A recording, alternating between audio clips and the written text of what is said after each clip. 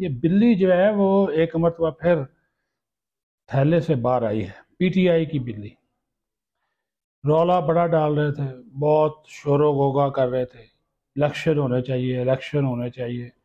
8 फरवरी को भी इलेक्शन नहीं करवाना चाहते, ये इलेक्शन से दौड़ रहे हैं। और वो जो जेल में बैठा हुआ है इमरान खान, वो भी बार बार कह रहा था मेरा और कोई मुतालबा नहीं है, मैं कहता हूँ सिर्फ इलेक्शन करवा दे, मेरा सिर्फ इलेक्शन मुतालबा है। तो जनाब हुकूमत ने कहा, सुप्रीम कोर्ट ने गारंटी दी, इलेक्शन कमीशन ने अनाउंस कर दी तारीख 8 फरवरी। सुप्रीम कोर्ट के चीफ जस्टिस ने कहा कि इस तारीख को पत्थर पर लकीर समझा जाए। ठीक है जी, समझ लिया। इलेक्शन कमीशन ने तैयारियां शुरू कर दी, वजारत खजाना ने पैसे जारी कर दिए, फंड्स जारी कर दिए, ट्रेनिंग शुरू हो गई अमले की। जुडिशरी से डीआरओ और आरओ मांगे गए, उन्होंने माजरत कर ली। तो फिर इलेक्शन कमीशन ने ब्यूरोक्रेसी से डीआरओज और यानी कि डिस्ट्रिक्ट रिटर्निंग ऑफिसर और रिटर्निंग ऑफिसर्स वो मांगे, उन्होंने कहा जी ठीक है। वो जब उनकी तैनाती कर दी गई, नोटिफिकेशन जारी कर दिया गया, तो तहरीक इंसाफ के पेट में मरोड़ उठ गए और जाकर लाहौर हाई कोर्ट में पटिशन दायर कर दी। ठीक है जी, पटिशन लग गई जी जस्टिस बाकर नजफी के पास। तो वो एक रुकनी यानी कि एक जज के पास, एक रुकनी बेंच के पास वो लग गई और मौक़िफ़ इख्तियार किया जी ये जो डीआरओ जो कि इंतज़ामिया से लगाए हैं, ब्यूरोक्रेसी से लगाए हैं, तो लिहाजा ये शफाफ इलेक्शन नहीं होंगे, ये तो हुकूमत के ज़रिए असर होंगे, इलेक्शन कमीशन के ज़रिए असर होंगे। इलेक्शन कमीशन के ज़रिए असर होना है और किसके ज़रिए असर होना है? तो हुकूमतें तो निगरान हुकूमतें हैं, और निगरान हुकूमत और इलेक्शन कमीशन ने मिलकर इलेक्शन करवाने हैं। तो लिहाजा जनाब उन्होंने ये शोर शराबा मचाना शुरू किया और कहा कि जी ये जो धांधली होगी और ये पहले ये इलेक्शन शफाफ नहीं होंगे।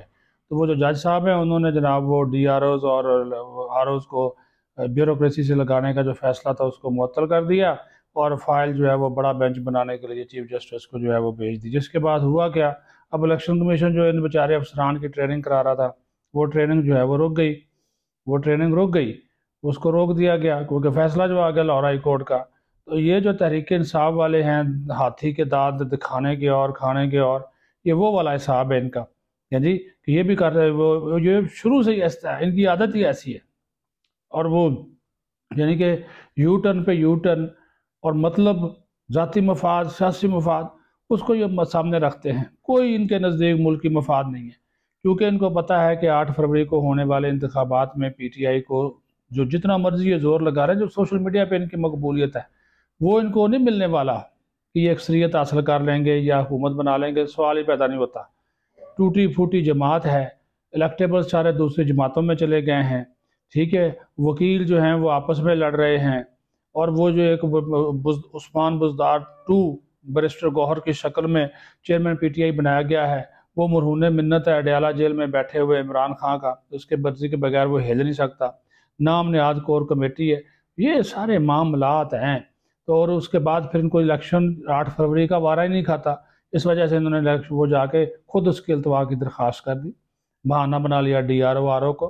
तो अब कौन नहीं चाहता इलेक्शन? सारी जमातें चाहती हैं सिवाय पीटीआई के। ये है इनका असल चेहरा जो आपको लोगों को देखना चाहिए, जो अवाम को, जो बाशऊर लोग समझदार वोटर्स वो समझे कि कौन इलेक्शन नहीं चाहता। हालांकि इलेक्शन होने चाहिए, इलेक्शन हो, जो जिसको अवाम मुंतखब करे आ जाए, बैठ जाए। नवाज शरीफ हो, पीपल्स पार्टी हो, मौलाना फजल रहमान हो, कोई भी जमात हो, या फिर इत्तेहादी हुकूमत बने, जो भी आए वो आकर बैठे अपना संभाले। लेकिन ये कोई तरीकाकार नहीं है कि ये जनाब आप जो है वो इसके पीछे निकले वही हैं। इसका मतलब ये चाहते नहीं है कि इलेक्शन हो। और ड्रामेबाजी देख लें, इनकी कहानियाँ देख लें, कहावतें देख लें, कारनामे देख लें, बयानात देख लें, इंटरव्यूज़ देख लें, एक से बढ़कर एक तशद्दुद और रियासत के साथ टकराव अभी भी इनकी पॉलिसी है। एक फैसला सुप्रीम कोर्ट ने दिया फौजी अदालतों के हवाले से, उसको तनकीद का निशाना, सोशल मीडिया के ऊपर फिर फौज के ऊपर तनकीद, फिर इल्ज़ामात। वही उसी में हमारे कुछ यूट्यूबर्स, कुछ सहाफ़ी जो कि सहाफ़ी नहीं रहे, वो धारा उन्होंने लाइन इख्तियार की हुई है। क्या करे बंदा उनका? वो जनाब क्योंकि उन्होंने व्यूज़ लेने हैं, फॉलोअर्स लेने हैं, माल कमाना है, वो तनकीद पे तनकीद किए जा रहे हैं। ये है इनका असल चेहरा। और जब असल चेहरा दिखाते हैं मुग़लज़ात बकते हैं, गालियाँ देना शुरू कर देते हैं, माँ बहन ये करना शुरू कर देते हैं। दलील कोई नहीं है, दलील कोई नहीं है, यानी कि जो इनको सूट करे वही हो, ऐसा नहीं हो सकता कि ये कहे वही कानून हो, वो आइन हो और इनको हुकूमत दोबारा दे दी जाए, पॉसिबल नहीं है।